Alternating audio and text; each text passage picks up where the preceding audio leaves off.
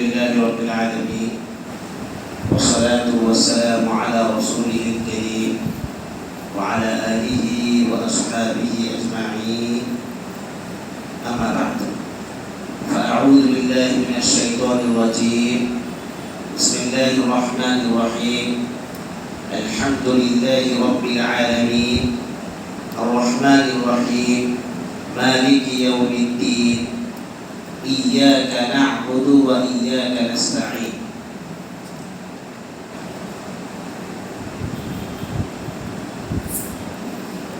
اس سے پہلے کئی دروس میں ہم لوگوں نے اعوذ باللہ من الشیطان الرجیم کا ترجمہ اور اس کا معنی اور مفہوم سیکھا تھا. پھر بسم اللہ الرحمن الرحیم کا ترجمہ اور اس کا معنی اور مفہوم. اسی طرح سے سورۃ الفاتحہ کی ابتدائی 3 آیتوں کا ترجمہ اور اس کی تفسیر اور ان آیتوں کے اندر موجود حقائق کے تعلق سے ہم لوگوں نے جانا تھا. تو اس میں ایک بار ریپیٹ کر لیتے ہیں تاکہ جو پڑھا گیا اور جو سیکھا گیا وہ فائدے مند ہو سکے, ہمارے ذہن و دماغ میں وہ بات موجود رہے. تو اعوذ باللہ من الشیطان الرجیم کا ترجمہ کون کرے گا آپ لوگوں میں سے؟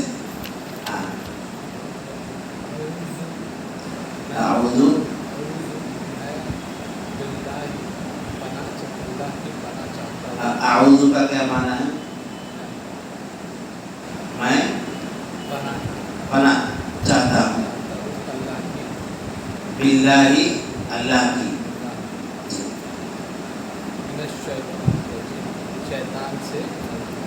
شیطان سے مردود. ماشاء اللہ. ایک اور کوئی کر دیں. اعوذ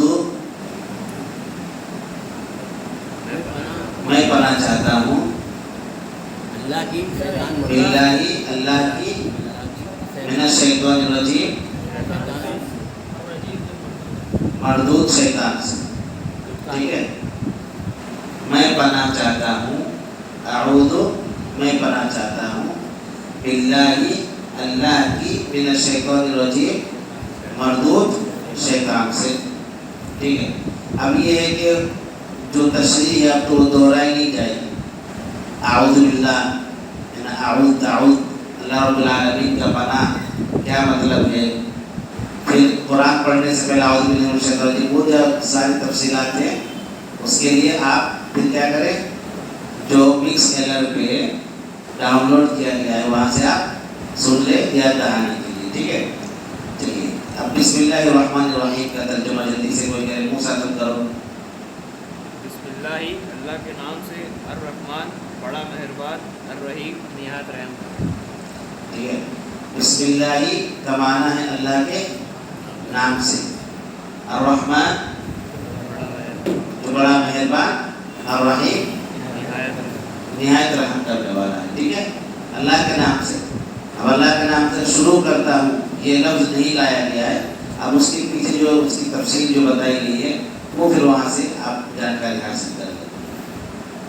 سورہ فاتحہ کی جو پہلی آیت ہے اس کا ترجمہ عدنان تم کرو. الحمدللہ رب العالمین میں تھے تم,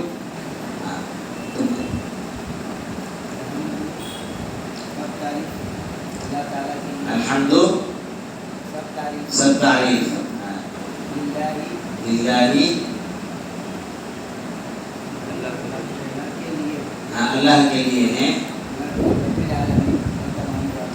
جو تمام جہانوں کا رب ہے. الرحمن الرحیم سعود الرحمن وہ بڑا مہربان ہے, الرحیم نہایت رحم کرنے والا ہے.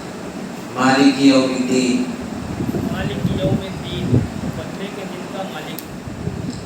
بدلے کا دن یہ کس کا معنی ہے؟ یوم الدین. یوم الدین. تو یوم الدین, دین کا معنی کیا ہے؟ بدلہ. اور یوم کا معنی دن. تو بدلے کے دن کا معنی. ٹھیک ہے. الحمد تمام تعریفیں للہ اللہ کے لیے ہیں، رب العالمین جو تمام جہانوں کا رب ہے، الرحمن بڑا مہربان، الرحیم نہایت رحم کرنے والا ہے، مالک یوم الدین بدلے کے دن کا مالک ہے۔ تو یہاں تک ہم لوگوں نے ترجمہ اور اس کی تفسیر اور اس کے اندر جو تدبر جو باتیں بتائی گئی تھی ایک ایک لفظ کو کھول کھول کر کے ہے نا، وہ ساری باتیں ہم نے جانا تھا۔ اس کے بعد کون سے آئے تھے؟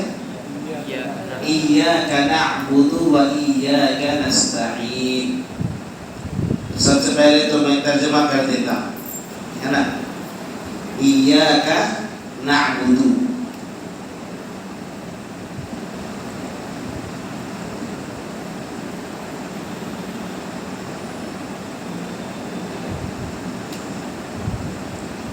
ایاک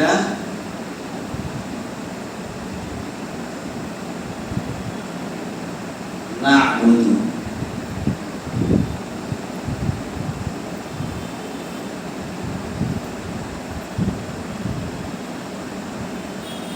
ایاک کا معنی ہے تیری ہی،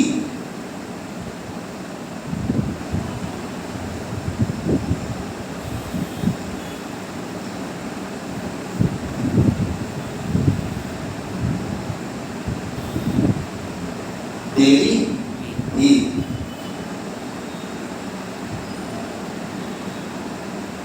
نعبد کا معنی ہے ہم عبادت کرتے ہیں،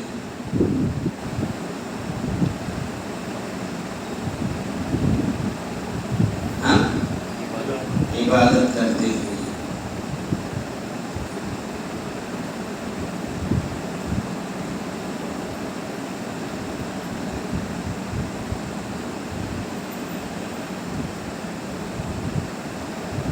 ہے نا،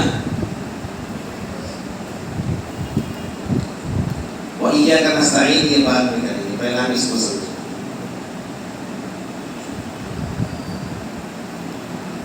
تو ایاک تیری ہی، نعبد ہم عبادت کرتے ہیں، ٹھیک ہے۔ ترجمہ ایاک نعبد ہم عبادت کرتے ہیں، ایاک نعبد ہم عبادت کرتے ہیں، ٹھیک ہے۔ تو تیری ہی ہم عبادت کرتے ہیں، یہ ہم عبادت کرتے ہیں نعبد کا معنی ہے۔ تو آپ کو ایسا لگ رہا ہوگا کہ اتنا لمبا چوڑا معنی کیسے، نعبد ایک لفظ ہے، اردو میں جب کرنے جا رہے ہیں ہم عبادت کرتے ہیں، کتنے ورڈ ہوئے؟ 4 ورڈ، اور عربی میں کتنے؟ ایک ہی ورڈ ہے۔ تو اصل میں یہ تو ورب ہے، فعل ہی ہے، کیا ہے؟ فعل، کام کو بتلاتا ہے نا، عبادت کرنا ایک کام ہے، ٹھیک ہے۔ اب یہ جو ہے، یہ جو ورب ہے نا، عربی زبان کے اندر ایک تو ہوتا ہے کام، اور دوسرا کام کرنے والا، اس کو سبجیکٹ کہا جاتا ہے، کام کرنے والے کو فاعل بولتے ہیں، ہے نا۔ تو ابھی اردو زبان میں یا انگلش میں کام کرنے والے کو بتلانے کے لیے وہ الگ لفظ ہے، باقاعدہ الگ لفظ ہے، اس کو باقاعدہ سینٹینس میں استعمال کرنا ہوتا ہے۔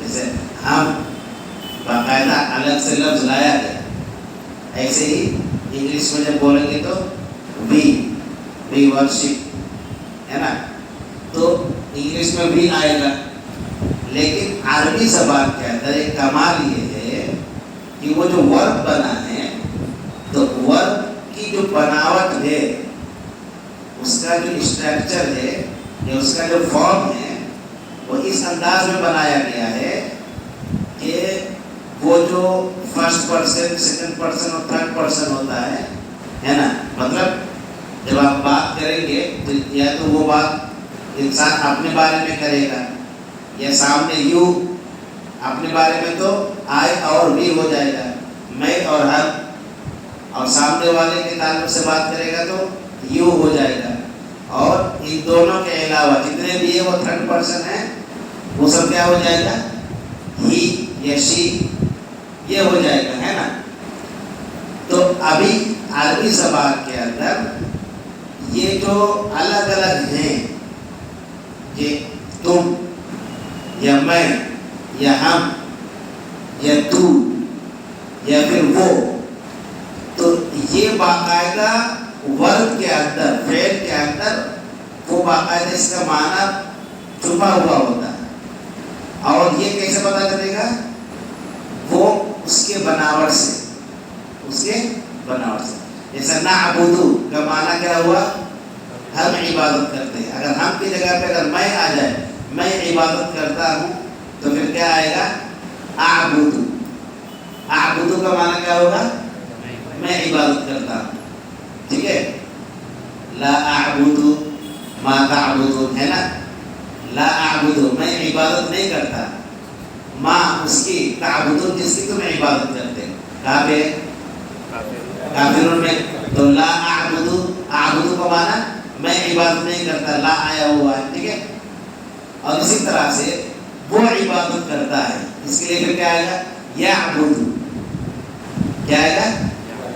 نعبدو ہوا ہم عبادت کرتے ہیں، اعبدو میں عبادت کرتا ہوں، اور وہ عبادت کرتا ہے، یعبدو، ٹھیک ہے؟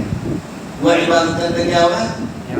یعبدو، تو وہ عبادت کرتا ہے۔ اس کے اندر تو یہ وہ، میں، ہم اور تم، یہ تو ہو گیا، لیکن اور بھی اس کے اندر اس کے الگ الگ پھر فارم ہیں۔ مثلا ایک کے لیے کیا ہوگا، دو کے لیے کیا ہوگا، اور پلورل کے لیے کیا ہوگا، یعنی سنگولر، ڈوئل اور پلورل، اس کے لیے کیا کیا ہوگا، تو اس کے بھی الگ الگ وہ سب تقسیم ہیں، اس کی طرف میں جانا نہیں چاہتا، صرف یہ جو ہم عبادت کرتے ہیں، اتنا سارا معنی ذہن میں سوال آ سکتا ہے نا کہ نعبدو تو ایک اکیلا ہے، تو ہم عبادت کرتے ہیں، اتنا سارا معنی کہاں سے آ رہا ہے؟ تو بات سمجھ میں آ گئی کہ عربی زبان میں ورڈ کے اندر ہی وہ جو ورکر ہے، کام کرنے والا، جس کو سبجیکٹ کہا جاتا ہے، جو سینٹینس میں استعمال ہوتا ہے، وہ پوشیدہ ہوتا ہے، اس کے اندر چھپا ہوا ہوتا ہے نا، اس کے اندر ہڈن ہوتا ہے وہ۔ تو نعبدو کا کیا معنی ہوا؟ ہم عبادت کرتے ہیں، ٹھیک ہے؟ اب یہ جو تیری ہی، تیری ہی، اس کو بھی ہم سمجھ لیتے ہیں، تاکہ وہ جو عبادت کے اندر جو وحدانیت کا معنی آ رہا ہے نا، اصل میں عبادت کس کی ہونی چاہیے؟ ایک اللہ کی۔ جب ایک اللہ کی عبادت ہونی چاہیے تو یہ تیری ہی، صرف اگر یہ کہا جائے کہ ہم تیری عبادت کرتے ہیں، اور اگر یہ کہا جائے ہم تیری ہی عبادت کرتے ہیں، دونوں جملے میں فرق ہے کہ نہیں ہے؟ دونوں جملے میں بالکل فرق ہے۔ ہم تیری ہی عبادت، اس میں کسی اور کی گنجائش بالکل ختم ہو جاتی ہے، شرک کا ذرہ برابر بھی شائبہ نہیں پایا جاتا ہے۔ تو اصل میں عربی زبان کے اندر یہ کمال کیا ہے کہ ایک تو ہوتا ہے نا کہ کام کرنے والا، کام کرنے والا، اور جس پر کام ہو اس کو آبجیکٹ بولا جاتا ہے انگلش گرامر میں، ٹھیک ہے؟ اور اردو اور عربی میں مفعول بولا جاتا ہے۔ تو جس پر کام ہو، تو ابھی کیا ہے؟ تیری ہی، تو جب عبادت کرنا یہ کام ہے، ہم عبادت کا ہم، یہ کام کرنے والے ہم ہوئے، اور جس کی عبادت کی جائے گی تو تیری، اللہ کی جگہ پہ آپ تیری بول رہے نا، تو اللہ کی عبادت کی جائے گی۔ تو جب عربی زبان میں ایک سینٹینس بنایا جاتا ہے تو سب سے پہلے تو کام، اس کے بعد کام کرنے والا، اور اس کے بعد جس پر کام ہو رہا ہے اس کے بارے میں آتا ہے۔ پہلے کام کرنے والا، اور جس پر کام ہو رہا ہے۔ یہ اصل میں ایک نارمل سینٹینس ہوتا ہے، اس طرح سے استعمال ہوتا ہے۔ تو اگر ہم یہ کہیں کہ تیری عبادت کرتے ہیں، ہم تیری عبادت کرتے ہیں، تو جملہ ایسا بنے گا، نعبدو کا، کیا بنے گا؟ نعبدو کا، ٹھیک ہے؟ نعبدو کا کیا معنی ہے؟ نعبدو ہم عبادت کرتے ہیں، کیا مطلب؟ تیری۔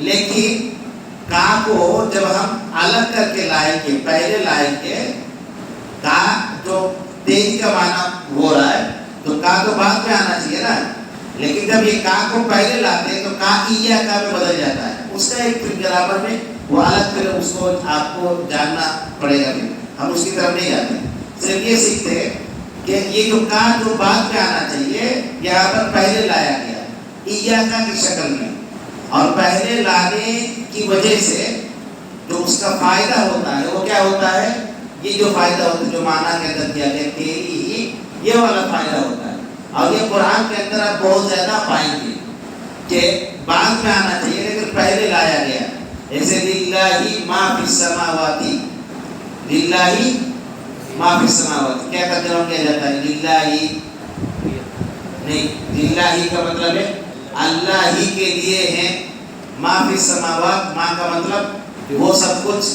جو فی السماوات آسمانوں میں ہے، تو اب یہ للہ کا جو آنا چاہیے نا، وہ ما فی السماوات والارض للہ، یہ للہ بعد میں آنا چاہیے لیکن پہلے لایا گیا، اور اس کا معنی کیا ہو رہا ہے، اللہ ہی کے لیے، اگر بعد میں لائیں گے تو معنی کیا ہوگا، اللہ کے لیے، اللہ ہی کے لیے، یہ معنی لانے کے لیے پھر اس کو پہلے لایا گیا، تو ایسے یہاں پر نعبدو کا اصل میں نارمل سینٹنس ہونا چاہیے، لیکن چونکہ تیری ہی، یہ جو ہی کا معنی پیدا ہو رہا ہے، اس کو لانے کے لیے، یہ بتلانے کے لیے کا کو کہاں لایا گیا، پہلے لایا گیا، اس لیے جب ہم یہ کہتے ہیں کہ ایاک نعبد تو اس کے اندر پھر کوئی گنجائش نہیں رہتی، ٹھیک ہے، تو عبادت میں توحید کی عبادت صرف اللہ کی ہونی چاہیے، تو جب ہم سورہ فاتحہ کے اندر اللہ کو مخاطب کر کے ہم بات کہتے ہیں کہ اللہ تیری عبادت کرتے ہیں، تو ہم یہ نہیں کہتے تیری عبادت کرتے، کیا کہتے ہیں، تیری ہی عبادت کرتے ہیں، مطلب کسی اور کی عبادت نہیں کرتے، شرک کی گنجائش بالکل بھی ختم ہو جاتی ہے یہاں پر، ٹھیک ہے، چلیے سینٹنس کے اعتبار سے ایک اور چیز یہاں پر سمجھ لیتے ہیں، عبادت جو ہے اللہ رب العالمین کی جو عبادت ہے، اسی وجہ سے اللہ تعالیٰ نے ہمیں پیدا کیا، اسی وجہ سے اللہ نے ہمیں پیدا کیا، عبادت ہی کی وجہ سے کائنات کی تخلیق ہوئی، اب ذرا سوچئے کہ کائنات میں دیکھیے کیا کیا چیزیں ہیں جو خوبصورت چیزیں، چاند، سورج، ستارے، اور یہ چرند پرند، آسمان، پہاڑ، نالے پر نالے، اور اتنے سارے جانور، اتنے سارے پیڑ پودے، اتنے سارے پرندے، ہاں یہ ساری چیزیں، ان ساری چیزوں کو تخلیق کی گئی، مقصد کیا ہے، اللہ کی عبادت، مقصد کیا ہے، اللہ کی عبادت، تو عبادت ہماری زندگی کا اصل مقصد ہے۔ اب دیکھیں کہ عبادت میں صرف اللہ کی عبادت ہونی چاہیے، عبادت میں صرف اللہ کی عبادت ہونی چاہیے، عبادت اصل میں بندے کو اللہ سے جوڑنے کا ایک اہم ذریعہ ہے، اللہ ہے، رب ہے، مالک ہے، خالق ہے، اب یہ بندہ اس نے پیدا کیا، تو اب یہ کہ اس کا اس کے ساتھ تعلق کیسے جوڑے گا، تو اس سے تعلق جوڑنے کا جو وسیلہ، جو سورس رکھا گیا وہ کون سا سورس ہے، یہی عبادت، ٹھیک ہے، تعلق میں فاصلہ کب ہو جاتا ہے، جب آپ کے اور میرے بیچ میں تعلق ہو جائے گا تو فاصلہ کم ہوگا کہ نہیں ہوگا، فاصلہ کم ہو جائے گا، تو عبادت اللہ رب العالمین سے تعلق جوڑنے کے لیے ہے، جب تعلق ہوتا ہے تو فاصلہ کم ہو جاتا ہے۔ اب دیکھیں کہ کس طرح سے اس سینٹنس کے اندر فاصلے کو کم کیا گیا ہے، عبادت کی بات آئی اس لیے، ہم اس سے پہلے جان چکے ہیں کہ جب ہم سینٹنس استعمال کرتے ہیں، کوئی جملہ استعمال کرتے ہیں، تو اس میں کیا ہے، یا تو کہنے والا اپنے بارے میں بتاتا ہے، یا پھر سامنے والے کے بارے میں بتاتا ہے، یا پھر جو غائب رہتا ہے اس کے بارے میں بتاتا ہے۔ اب دیکھیں الحمدللہ رب العالمین، یہ کون سا ہے، کون سا وہ ہے، پرسن کون سا ہے، first person, second person, third person, third 100%. ماشاء اللہ. غائب مطلب ہم کیا کہہ رہے ہیں کہ تمام تعریف اللہ کے لیے. ہم یا یوں یہ تو استعمال ہی نہیں کر رہے ہیں.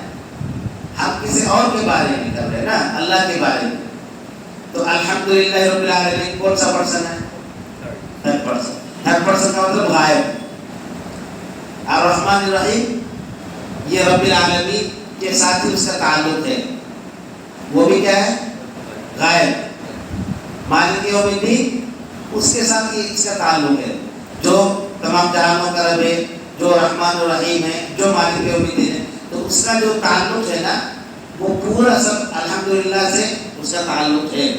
تو یہ تینوں جو آیتیں ہیں جس کے اندر 3 سینٹنس آپ کہہ سکتے ہیں, تو یہ تینوں سینٹنس یہ کون سا پرسن ہے؟ 100%. مطلب غائب ہے. اللہ رب العالمین کو غائب رکھ کے آپ بات کر رہے ہیں. لیکن جیسے ہی عبادت کی بات آئی تو ہم کیا کہہ رہے ہیں؟ ایاک نعبد. کیا کہہ رہے ہیں؟ تیری ہی ہم عبادت کرتے ہیں. حالانکہ آپ اگر دیکھیں گے تو آپ بولیں گے بھائی یہ کون سی بات ہوئی؟ اللہ کی عبادت جو رحمان ہے, جو رحیم ہے, جو مالک یوم الدین ہے, اسی کی ہم عبادت کرتے ہیں. سب سے ایسا ہونا چاہیے نا. اللہ کی جو بات ہو رہی ہے غائب میں, تو غائب کا صیغہ لانا چاہیے, اسی کی ہم عبادت کرتے ہیں. تو اسی کی ہم عبادت کرتے نہ کہہ کر کے یا پھر کیا کہا جا رہا ہے؟ تیری ہی ہم عبادت کرتے ہیں. کیوں؟ کیونکہ بندے اور اللہ کے درمیان تعلق جوڑنے والی جو چیزیں وہ کیا ہے؟ عبادت. اور جب تعلق جڑ جاتی ہے, تعلق جڑ جاتا ہے تو پھر فاصلہ کم ہو جاتا ہے. اب ہی کے بجائے یوں, 100% کے بجائے, غائب کے بجائے حاضر. اللہ کو سامنے کھڑا کر دیا ہم نے, سامنے لا دیا. یا اللہ تیری عبادت کر رہے ہیں. کیا عبادت کی جب بات آئی نا تو اللہ کو اپنے سامنے کا مطلب کیا ہے؟ اپنے دل و دماغ میں اللہ رب العالمین حاضر ہے. جب سامنے والا جب کوئی ہوگا تو پوری توجہ اسی کی طرف ہوگی نا. یوں جب ہم کہیں گے یوں تو تیری, ہم اس طرح کی جب بات کریں گے تو پوری توجہ ہوگی کیونکہ وہ سامنے موجود ہے. تو عبادت کی جب بات آئی تو یہاں پر اسی کی ہم عبادت کرتے ہیں, یہ نہ کہہ کے کیا کہا گیا ہے؟ تیری ہی ہم عبادت کرتے ہیں. تو اب تو یہ کہ ایاک کا جو پہلے لایا گیا, عبادت میں اللہ رب العالمین ہی کی عبادت ہونی چاہیے, عبادت میں توحید. ٹھیک ہے, ایک تو دلیل یہ ایاک کا پہلے لایا گیا, اور دوسری دلیل عبادت میں اللہ رب العالمین کا استحضار ہونا چاہیے. استحضار کا مطلب اللہ تعالیٰ حاضر ہے, اللہ کو ذہن و دماغ میں حاضر رکھ کر کے عبادت ہونی چاہیے, ہے نا. اور اسی چیز کو احسان کہا جاتا ہے. کیا کہا جاتا ہے؟ احسان. وہ جو حدیث جبریل ہے جس کے اندر 5 سوال کیا گیا تھا, تو آخری میں تیسرا سوال جو تھا وہ کیا تھا؟ اخبرنی عن الاحسان. اے اللہ کے نبی صلی اللہ علیہ وسلم مجھے احسان کے بارے میں بتائیں. تو آپ صلی اللہ علیہ وسلم نے احسان کے بارے میں بتاتے ہوئے کیا کہا؟ ان تعبد اللہ کأنک تراہ فإن لم تکن تراہ فإنہ یراک. تم اللہ کی عبادت ایسے کرو گویا کہ تم اللہ کو دیکھ رہے ہو. اللہ کو دیکھ رہے ہو کیا مطلب؟ سامنے دیکھ رہے ہو. کیا مطلب ہے؟ سامنے. ایاک نعبد, تیری ہی ہم عبادت کرتے ہیں. تیری, اس کی نہیں, تیری. ٹھیک ہے, تو اللہ کو سامنے. فإن لم تکن تراہ فإنہ یراک. اگر یہ بھی خیال نہیں لا سکتے تو کم سے کم اتنا خیال رکھو کہ اللہ رب العالمین تمہیں دیکھ رہا ہے. تو یہ جو احسان ہے حقیقت میں سورہ فاتحہ کا جو یہ حصہ ہے یہ انتہائی اہم ترین حصہ ہے. ایاک نعبد جو ہے یہ انتہائی اہم ترین حصہ ہے. بات سمجھا گئی؟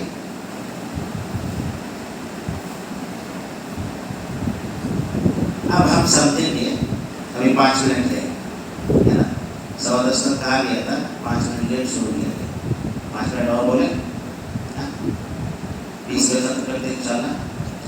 ہم عبادت کسے کہتے ہیں جان لیتے ہیں کہ عبادت کسے کہتے ہیں. تو عبادت کا تو سب سے پہلے تو لغوی معنی عربی زبان کا لفظ ہے. تو عربی میں عبادت کسے کہتے ہیں پہلے تو یہ ہمیں جاننا چاہیے کہ عربی میں عبادت کسے کہتے ہیں. یہ جو تفسیر جو بتائی جا رہی ہے نا تو اگر لکھ پا رہے تو ٹھیک ہے، ورنہ وہ مکس الرٹ سے آپ بعد میں جا کے نوٹ کر لیجیے تاکہ آپ کے ذہن و دماغ میں پھر اچھے سے، اور یوٹیوب پہ بھی آسانی کے ساتھ آپ کو مل جائے گا اپنے مسجد کے چینل پہ. ہاں تو عبادت عربی زبان کا یہ لفظ ہے، اور عربی زبان کے اندر عبادت کا جو معنی ہے، جو عین با دال، یہ اس لفظ کا روٹ ورڈ ہے. روٹ ورڈ کیا ہے؟ عین با دال، عبادہ. ٹھیک ہے، تو اس کا جو اصل معنی ہے وہ ہے جھک جانا، نرم پڑ جانا. جھکنا، کسی کے سامنے جھکنا، نرم پڑ جانا، کسی کے سامنے نرم ہو جانا، یہ عبادت کا لغوی معنی ہے. الطریق المعبد استعمال ہوتا ہے. الطریق المعبد، الطریق راستے کو بولتے ہیں، اور معبد کا معنی ہے ہموار. راستہ دو طرح کے راستے ہوتے ہیں نا. ایک تو راستہ وہ ہوتا ہے جو گڈھا والا ہوتا ہے، اوبڑ کھابڑ والا راستہ، اس میں انسان کے لیے چلنا مشکل ہوتا ہے. اور دوسرا راستہ کیا ہے؟ بالکل پلین، ہموار، اس کے اندر چلنا آسان ہوتا ہے. تو جس کے اندر یا جس کے اوپر، جس راستے کے اوپر چلنا آسان ہوتا ہے، وہ راستہ ایسا ہے کہ آپ کے سامنے اس نے اپنے آپ کو جھکا دیا. جیسے کا استعمال کرو، بلڈنگ بنانا ہے تو بنا دو، ایسی زمین جو ہموار ہو. بلڈنگ بنانا ہے تو بنا، راستہ بنانا ہے تو بنا، کچھ بھی اس کو بنا سکتے ہیں. کیوں؟ کیونکہ وہ راستہ ایسا ہے کہ اس نے اپنے آپ کو جھکا دیا ہے، اپنے آپ کو آپ کے سامنے نرم کر دیا ہے. تو عربی زبان میں الطریق المعبد کہا جاتا ہے. الطریق المعبد ایسے اونٹ کے لیے بھی استعمال ہوتا ہے، کیونکہ اونٹ جو ہے یہ بڑا فرما بردار ہوتا ہے نا. ایک پتلی سی اگر دھاگا، تھوڑا سا پتلا سا اگر دھاگا یا باریک سا اگر دھاگا بھی اونٹ کے نکیل پہ اگر ڈال دیا جائے تو آپ باقاعدہ آسانی کے ساتھ اس کو لے جا سکتے ہیں. یعنی وہ آپ کے قابل ہے، یعنی وہ ایک اونٹ اپنے آپ کو جھکا دیتا ہے، اپنے آپ کو نرم کر دیتا ہے. تو عبادت کا جو اصل معنی ہے وہ کیا ہے؟ جھکا دینا. تو اللہ رب العالمین نے جو ہمیں عبادت کے لیے پیدا کیا ہے، تو عبادت کے اندر جھکنے کا جو معنی ہے، یہ معنی بندے کے اندر ہونا چاہیے. جو عبد ہے، عبد کے اندر جھکنے کا معنی، یہ جھکنے کی صفت ہونی چاہیے. کیا مطلب ہے؟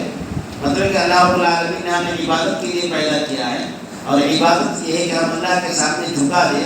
اور اس کا مفہوم یہ ہے کہ اللہ رب العالمین کا جو بھی حکم آئے اس حکم کے آگے اپنے آپ کو جھکا دیں.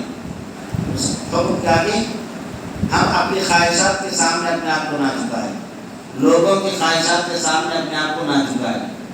لوگ کیا کہیں گے یا پھر لوگ کیا چاہتے ہیں مجھ سے وہ نہ دیکھیں. رب کیا چاہتا ہے، معبود کیا چاہتا ہے، عبادت کا حق کیا ہے. تو عبادت کا حق یہی ہے کہ آپ معبود کے سامنے، بندہ بندگی میں جس کی بندگی کی جا رہی ہے اس کے سامنے کیا کریں؟ اپنے آپ کو جھکا دیں، اپنے آپ کو سرنڈر کر دیں، اپنے آپ کو نرم کر دیں کہ میری کوئی حیثیت نہیں، میری کوئی مرضی نہیں، میری کوئی خواہشات اپنی نہیں، بس تیری مرضی ہے، تیرا حکم ہے، تو جو کہے گا وہی بھی مانوں گا. کسی کو عبد کہتے ہیں، کسی کو عبادت کہتے ہیں، کسی کو عبودیت کہتے ہیں، کسی کو بندگی کہتے ہیں.